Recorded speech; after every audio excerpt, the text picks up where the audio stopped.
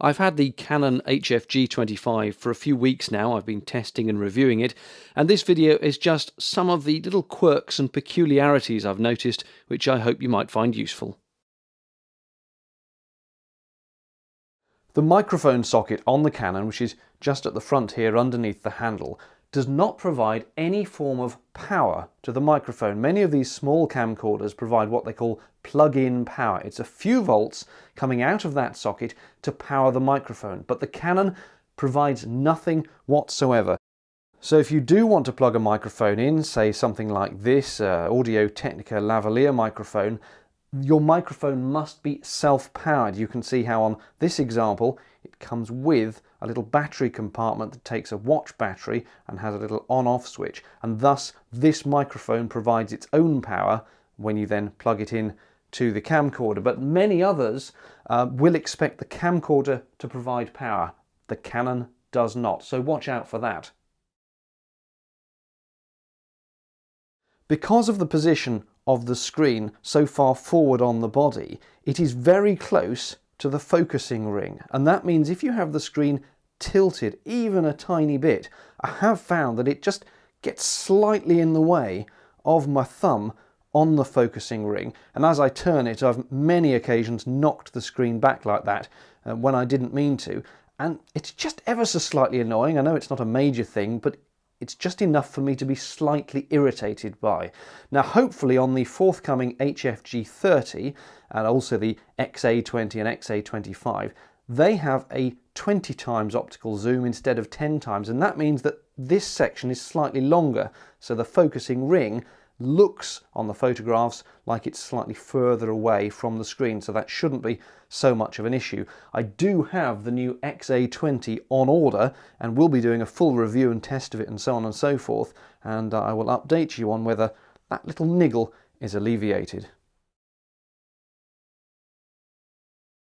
Now obviously when you put the camcorder on a tripod, you will actually attach the camcorder to the tripod with this tripod plate, which screws on. What I have found though is if you screw it on far forward enough that you can access the battery release, then it gets in the way of the focusing ring, because you'll be wanting to handle it and your thumb can't get round there. It's very annoying.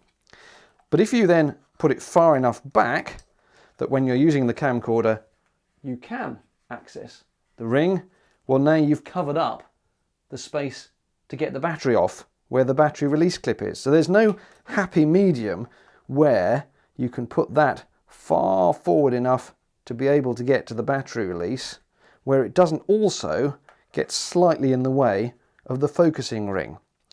And this tripod plate is a relatively small tripod plate. I've got other tripods where the plate is even longer. So I know it's a function in a way of the camcorder being so small, but it is just mildly annoying because you don't want to have to keep adjusting this plate all the time. Put the battery on, move it back, tighten it up so that you can use the focus, adjust it, move it so you can get the battery off. It's just another of those little niggles that I have observed while using the camcorder.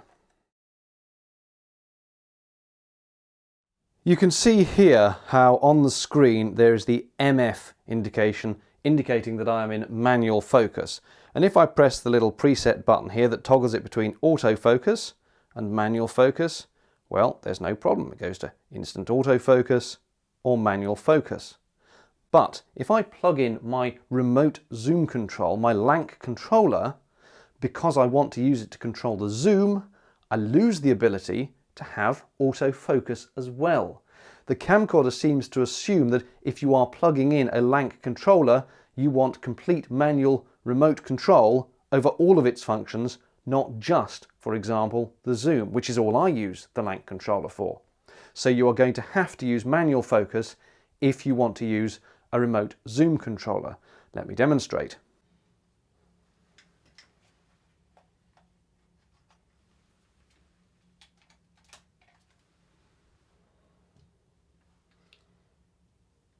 So now with the LANC controller plugged in, the screen's still showing manual focus, but if I now press the auto manual focus button, it won't do it. It simply will not go into autofocus if you've plugged the remote controller in. Even if you just want to use that remote controller for zooming, which it will do,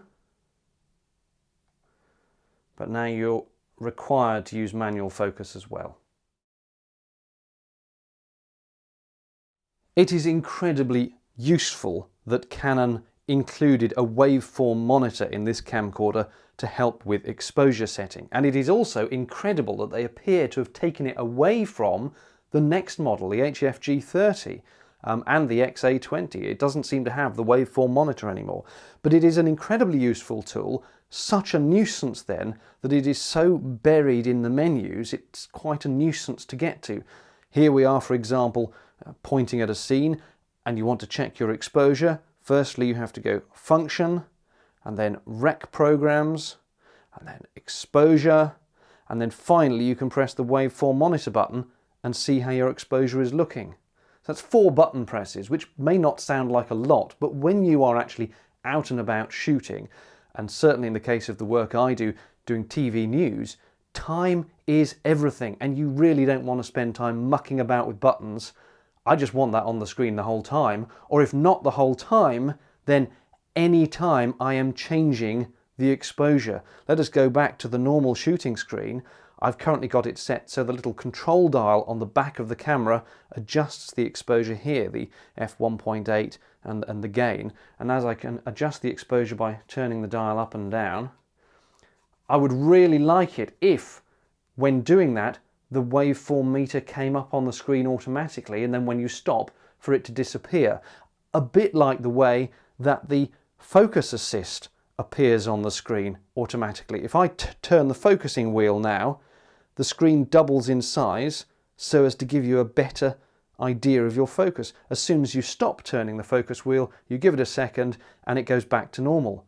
It would be incredibly useful if the same were to happen when you're using the little control dial to set the exposure and it brought up the waveform monitor.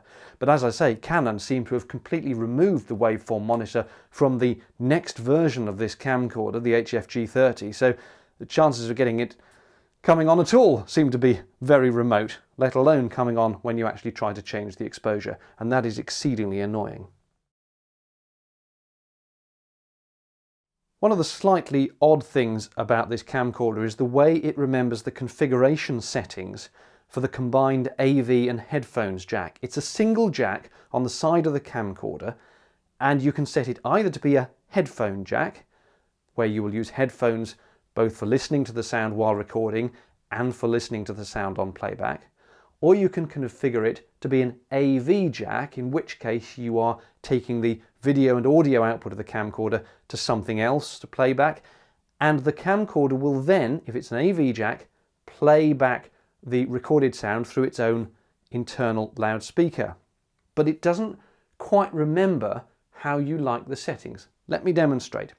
Here we are in recording mode at the moment, and if I go into the menus, come along menus, there we go, you can see how I've set my AV headphones to headphones. So while I'm filming, I would have a pair of headphones on so I can listen to the sound that's being recorded, make sure it's all sounding clean, no distortion, no crackles, no interference from mobile phones, all that kind of thing. And that is all well and good. But let us say perhaps when I switch into playback mode and I want to review my clips, it might be some other time, I may not have my headphones with me, and now I want to listen to the sounds recorded on the camcorder's built-in loudspeaker. So let me find a clip. Here's one I know it's got the sound of running water on it. Let's play that back. And you hear silence. Even though I don't have headphones plugged in, it's not playing it back. Oh, you think, okay, that's because I had it set to headphones previously. Hold on, let's stop that. Go into the menus. Remember, these are now the playback menus. And we'll change that setting for playback to AV. That's good, that's done. Now play that clip.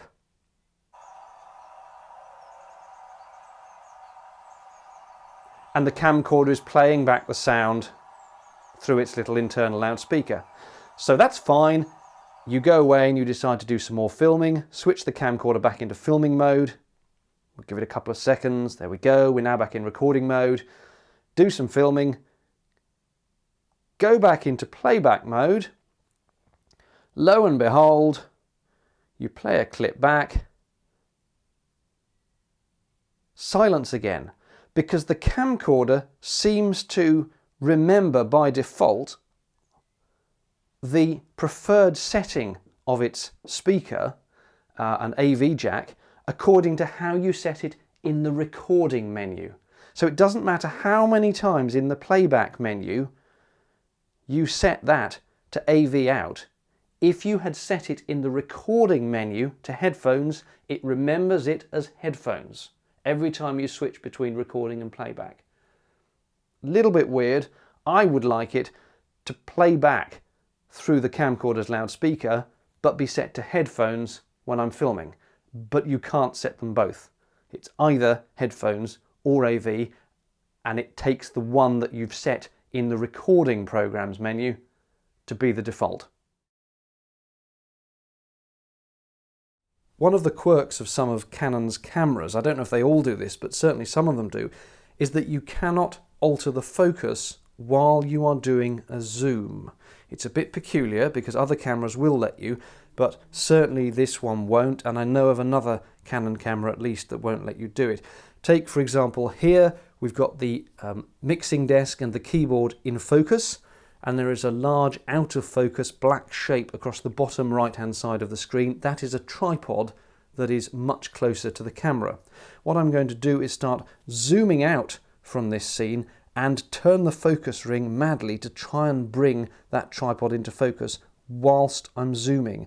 And you will see that in fact, as I zoom, which I'm doing now, and I'm turning the focus ring, that's why the picture's wobbling a bit, turning it, it's not going into focus. Only when I stop zooming does the focus actually work and we can get that tripod in focus. But it will not let you both zoom and focus at the same time. Let's try it the other way. I'm going to zoom in very gently. There we go. And again, turning the focus ring like mad to try and get that mixing console back into focus. And we're fully zoomed in now. And there we go. Now it will let me do the focus, but not both together. And just occasionally, that will be a nuisance while you're trying to film. Well, that's it. I hope you found it useful, and if you did so, all likes of the video and subscriptions to the channel are of course gratefully received.